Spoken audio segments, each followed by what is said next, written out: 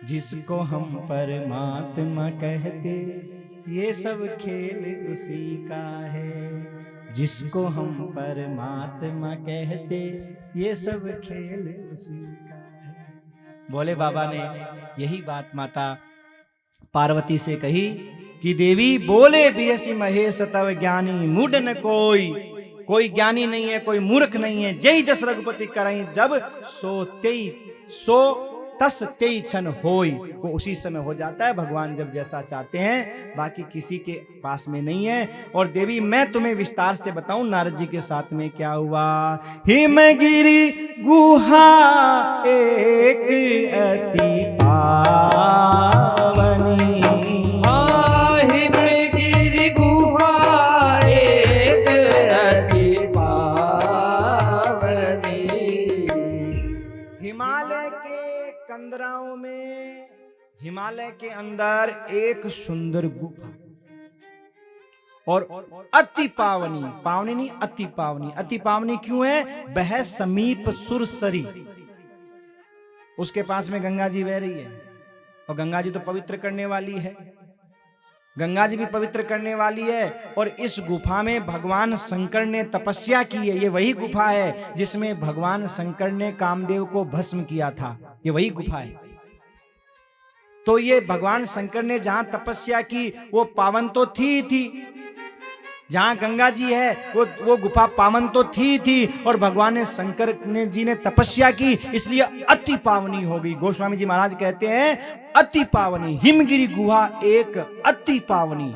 अति पावनी का बहुत ज्यादा महाराज पावन पवित्र गुफा किसी किस्मत वाले को मिलती है ऐसा स्थान। देखो स्थान की बड़ी महिमा है।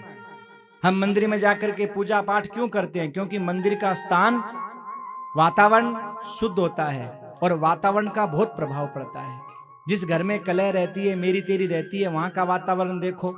और जहां गौ माता की सेवा होती है, बुजुर्गों की सेवा होती है, बड़ों का सम्मान होता है, उस घर का वातावरण देखो। आप मंदिर में जाओगे थोड़ा मन अलग हो जाता है, कथा पंडाल में आकर के बैठे मन अलग हो गया, तो वातावरण का बहुत प्रभाव पड़ता है।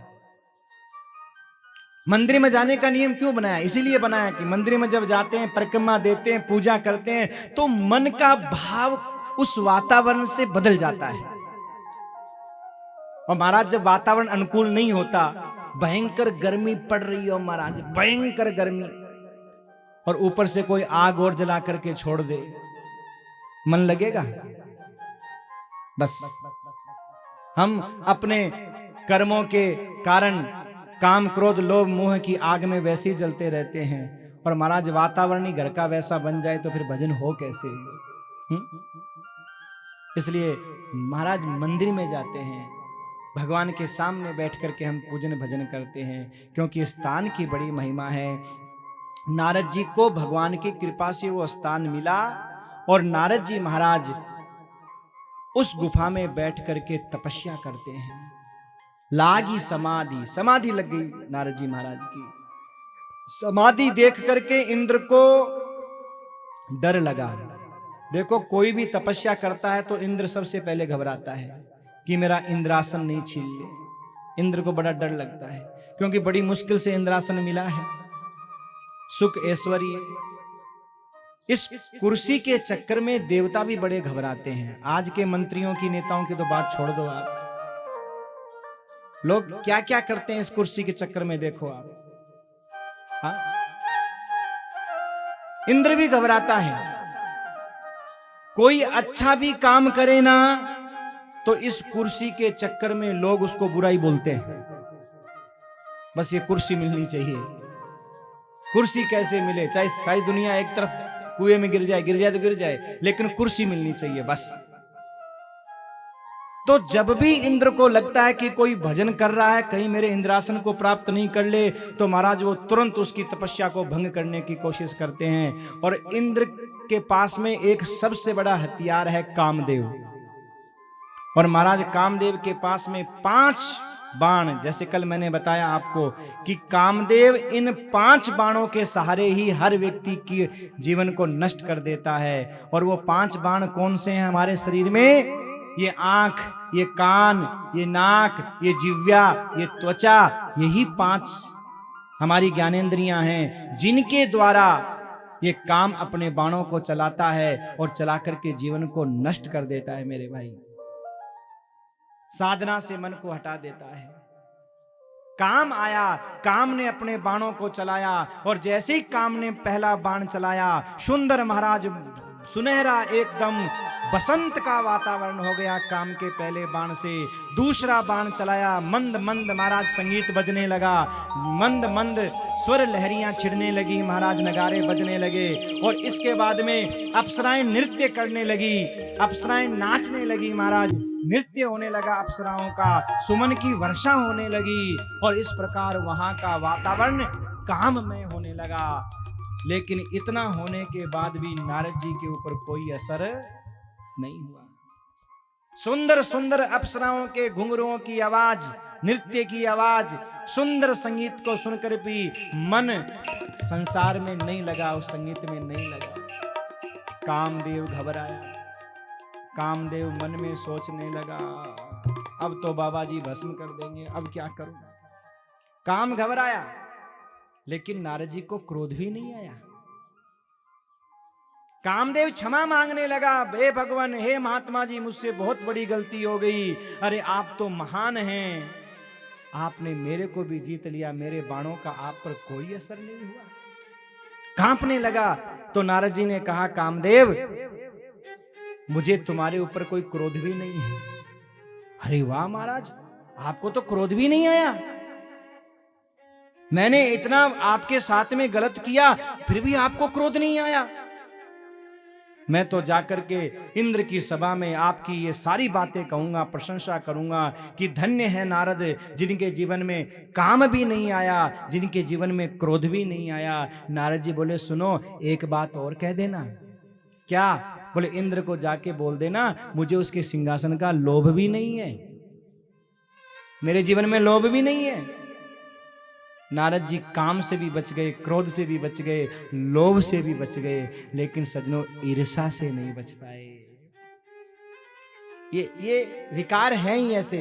अगर काम से बचे तो क्रोध से नहीं बच पाते हैं, क्रोध से बचे तो महाराज लोभ से नहीं बच पाते हैं, मोह से नहीं बच पाते हैं, ईर्ष्या से नहीं बच पाते हैं, द्वेष से नहीं बच पाते हैं, और इनसे, इन सब से जो बच जाता है वो उस परमात्मा के दिव्य धाम को प्राप्त कर लेता है। पर बड़ा कठिन है महाराज, ये सारे विकारों से बचना बड़ा कठिन है।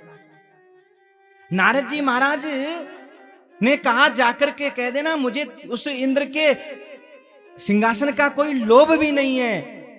लोभ तक तो महाराज गाड़ी पार हो गई नारद जी की, लेकिन ईर्ष्या क्या हुई? मन में सोचा, काम को हमने जीता, किसी और ने भी जीता है क्या? फिर ध्यान आया, अरे भोले बाबा ने जीता है ना।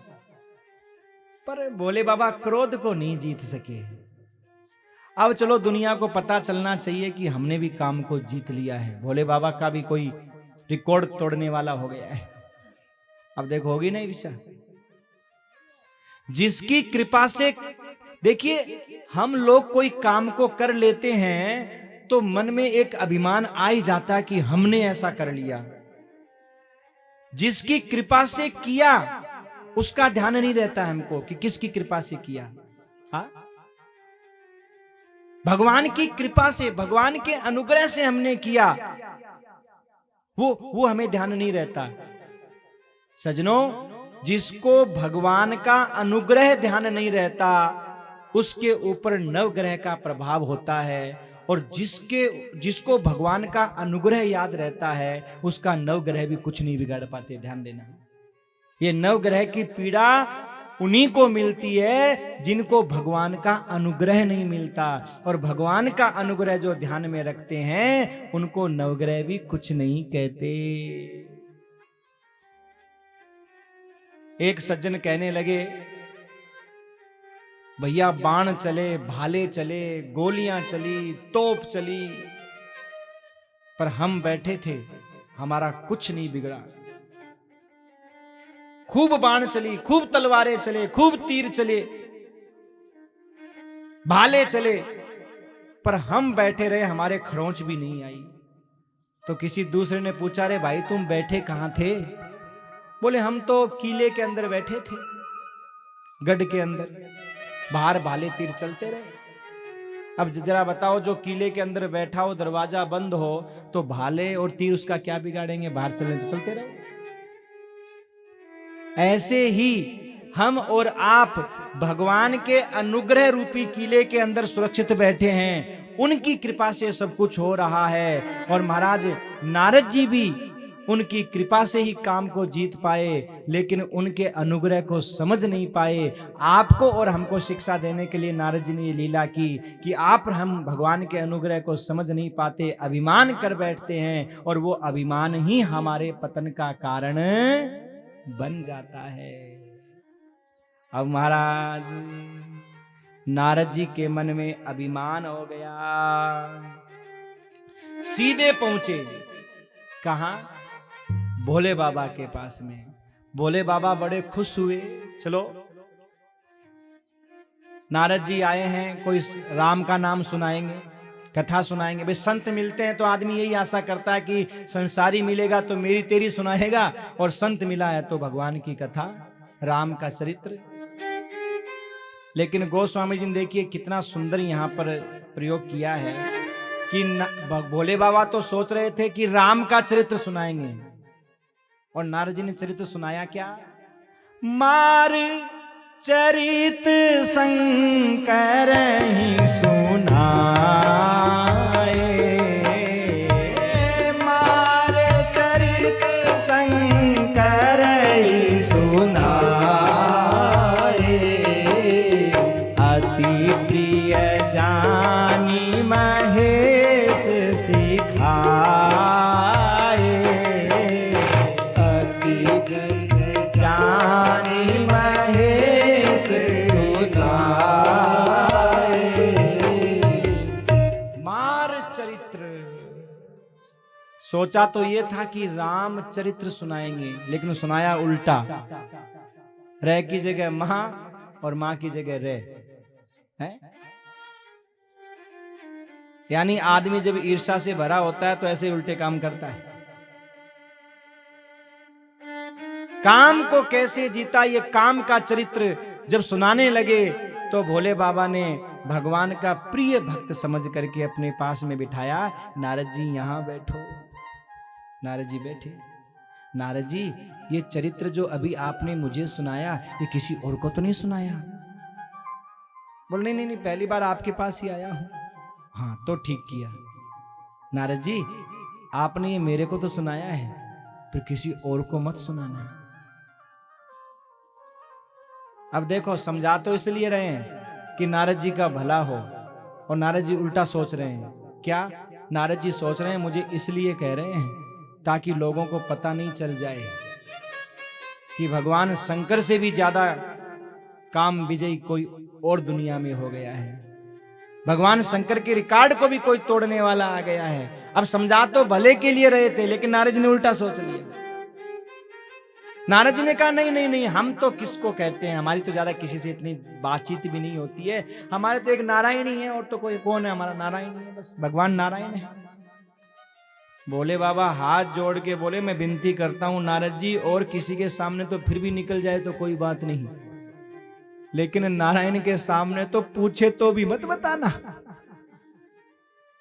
मन में सोचे वो तो कौतुकी कृपाला है, और ये बेचारा सीधा बाबा जी है, और कहीं नारायण के चक्कर में पड़ गया तो फिर तो अपनी माया का चक्कर चला ही देंगे। भोले बाबा को दिखाई दे रहा था सब।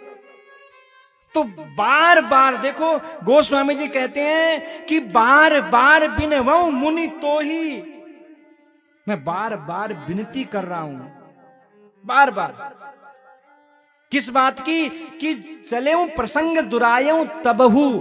अगर भूल करके भी भगवान नारायण के सामने इस बात का जिक्र भी हो जाए, प्रसंग भी चल जाए, तो ये चरित्र सुना मत देना।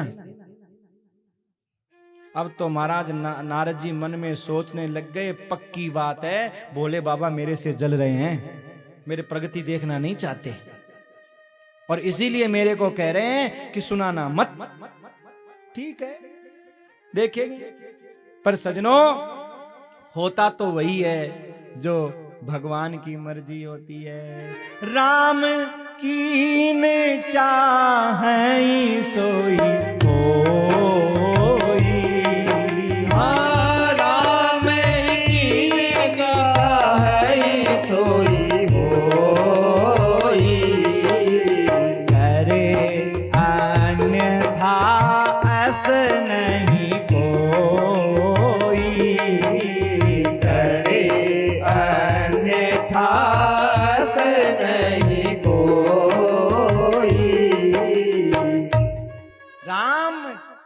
चाहें सोई होई, करे अन्यथा अस नहीं कोई। होता तो वही है जो भगवान को मंजूर होता है।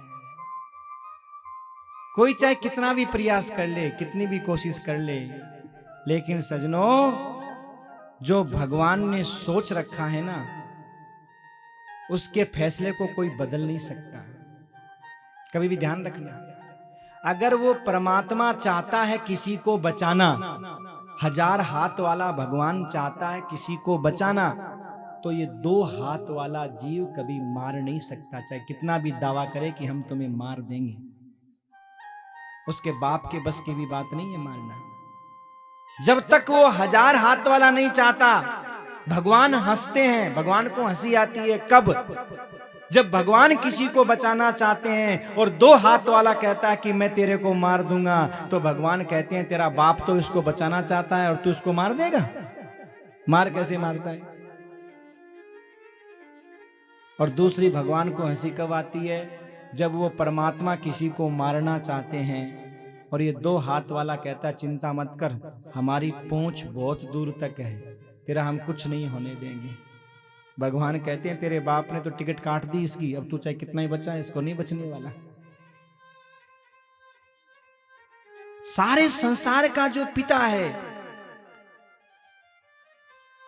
वो जो चाहता है उसके फैसले को कोई बदल नहीं सकता। शंभु बचन मुनि मन नहीं भाए, तब विरंची के लोक सिधाए। महाराज भगवान की बात, भोले बाबा की बात नारद जी को अच्छी नहीं लगी और नारद जी वहां से सीधे ब्रह्मलोक गए। और ब्रह्मलोक में जाने के बाद में भी शांति नहीं पड़ी। बार बार मन में सोचा कि भोले बाबा ने ये क्यों कहा था कि नारायण से मत कहना, वो तो मेरे परम हितैषी, उन्हीं के पास चलूं।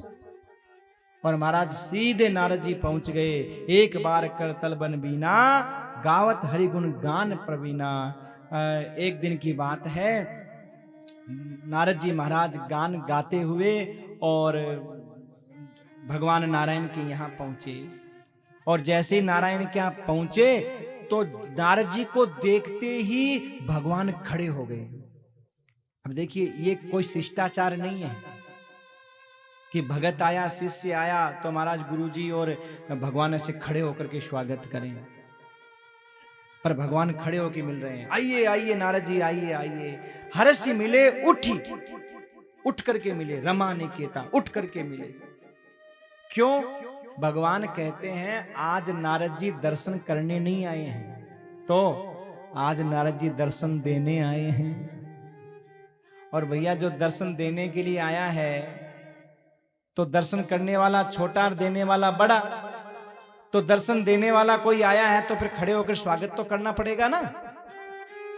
तो नारद जी का भगवान नारायण ने खड़े होकर के स्वागत किया। और खड़े होकर के स्वागत करने के बाद में नारद जी नीचे बैठने लगे। अरे नहीं नहीं नहीं नहीं नहीं, नीचे नहीं, नीचे नहीं। तो बैठे आसन ऋषि समेता, ऊपर बैठो, ऊपर हमारे बराबर बिठाया। किसी ने कहा, बोले ये भगवान नारायण नारद जी के काम को बढ़ा रहे हैं कि घटा रहे हैं? है? अरे भाई, भगवान अगर नारद जी का भला चाहते और चाहते हैं तो फिर काम को घटाना चाहिए, डांटना चाहिए। पर भगवान क्या कर रहे हैं? उठ करके खड़े होके मिल रहे हैं, अपने बराबर बिठा रहे हैं। और बिठाने के बाद में और क्या कहा?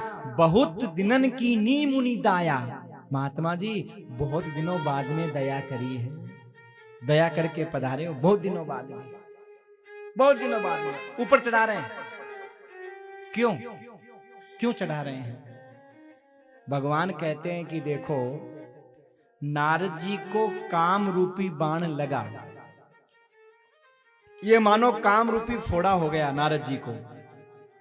किसी को छोटी सी फुंसी उठी, डॉक्टर के पास में गया, डॉक्टर ने उसको दवाइयां दी कि दवाई खा लो। उसने दवाई नहीं खाई, फुंसी और बड़ी हो गई। वो वापस डॉक्टर के पास में गया तो डॉक्टर ने कहा, अरे ये तो बहुत बड़ी होगी, तूने दवाई नहीं ली? बोले दवाई तो ली थी। फिर? बोले खाई नहीं। अरे नहीं खाई फिर तो अब?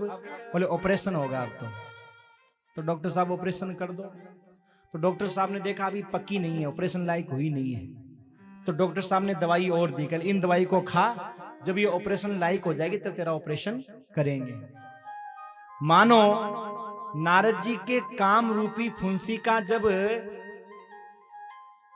प्रकट हुई, उद्भाव हुआ काम रूपी फुंसी नारद जी के, तो भोले बाबा रूपी डॉक्टर ने, वैद्य ने दवाई दी, शिक्षा दी कि ये बात कहीं मत कहना, ध्यान रखना, नारायण के पास मत कहना।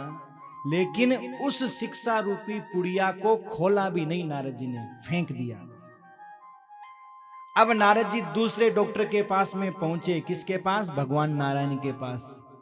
भगवान नारायण ने देखा दवाई तो नहीं खाई, फुंसी तो बड़ी हो गई, अब बोले ऑपरेशन करना पड़ेगा। और ऑपरेशन लायक अभी हुआ नहीं है, इसलिए थोड़ा दवाई और दो ताकि और बढ़े।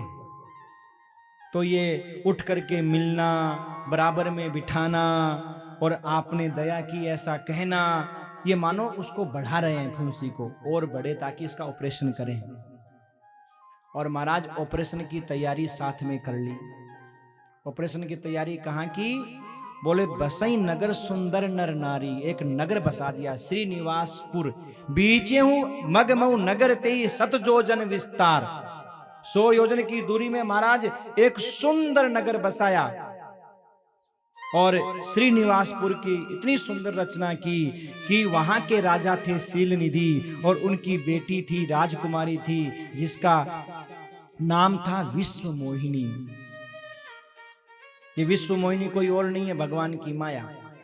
और नारद जी महाराज वहां से वापस जब चले और आए तो उन्होंने उस नगर को देखा और नगर को देख करके मन में सोचा कि भाई यहाँ इतनी धूमधाम से क्या तैयारियां हो रही हैं। पूछा, रे भाई ये तैयारियां, ये सजावट किसकी हो रही है? तो लोगों ने कहा हमारे राजा की राजकुमारी का विवाह है।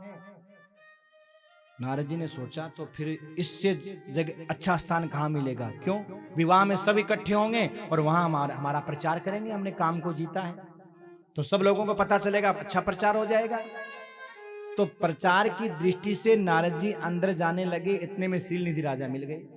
संत को देखा, महात्मा को देखा तो महात्मा के चरणों में प्रणाम किया और कहा महाराज बहुत बड़ी कृपा की, बहुत अच्छे अवसर पर पधारे हो, बेटिया का विवाह का, स्वयंवर का हम लोग अभी आयोजन कर रहे हैं, आप बहुत अच्छे समय पर आए हो। अब स्वयंवर जब पूरा हो तो वर वधू को आशीर्वाद दे करके जाना। नारद जी ने कहा हाँ हाँ बिल्कुल बिल्कुल बिल्कुल।